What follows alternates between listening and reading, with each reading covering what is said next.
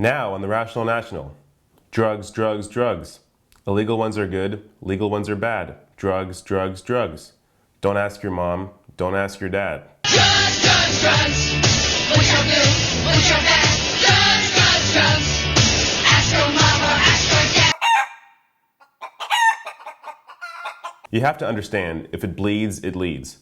So you only ever hear about negative news stories about illegal drugs, when in fact there's a lot of positive benefits to them. Broadcast news won't ever cover the self-realizations that a college student had on a shroom trip, or a military vet getting over PTSD by taking ayahuasca in the Amazon jungle.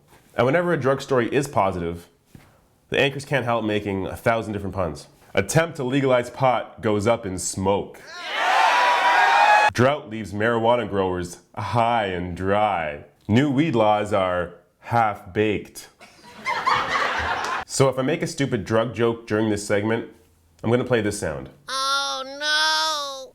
Just to keep me on my game. And what broadcast news doesn't realize is just how interesting the real facts can be. So, with a little help from Vox.com and some wonderful graphs, I'm gonna take you on an amazing journey. So, you want the good shit? You know the stuff. You take a little bit and you just want more. The purest, uncut truth. Well, I'm gonna give it to you. Right here. This is a graph from Vox.com, using data taken directly from the Centers for Disease Control and Prevention. Now, I'm just gonna let you inhale this for a minute. Oh no! And when you're ready, I'm gonna hit you with some context. Ready? On tobacco, more Americans die from tobacco-caused health problems like lung cancer and heart disease than from reported drug overdoses, traffic accidents, and homicides combined. On alcohol, when including other causes of death like drunk driving and homicides, the toll rises to 88,000 per year. And also, no surprise, 0 deaths from marijuana. Because you can't die from marijuana! Another aspect of this graph I want you to focus on is the deaths from opiates, also known as prescription painkillers.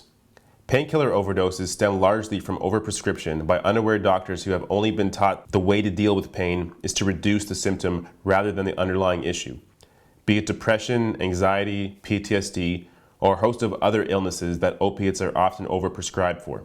And when it comes to actual pain, a lot of it can be managed with marijuana, and that shows in the data as well. A couple studies have found that states that allow pot for medicinal purposes, particularly states that allow dispensaries where marijuana is sold, have fewer prescription painkiller deaths than one would otherwise expect.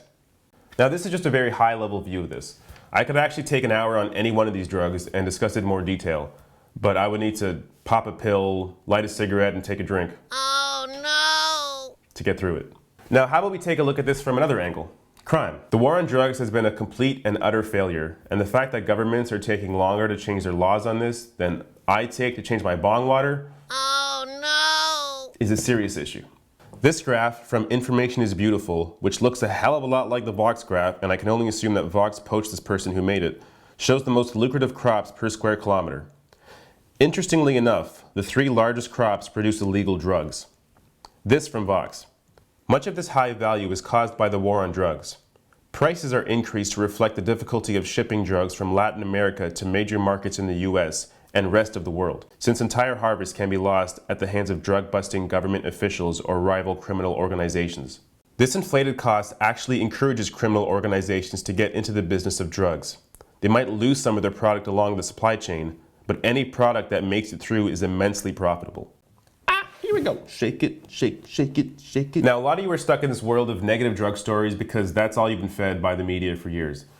The reality is there is a lot of positive aspects of drugs, and that's something I'm going to be covering in the following weeks and months and years and how long am I going to live for? But if you want an accurate picture of the positive effects that illegal drugs have on people, in particular psychedelic medicines, I suggest checking out reset.me. Illegal drugs, and in particular psychedelic medicines, have done a lot to help people suffering from mental illnesses like PTSD, depression, or anxiety. And reset.me has a lot of stories from these sorts of people. There is a lot of misinformation out there about drugs, so Free Our Drugs will be an ongoing segment in this show.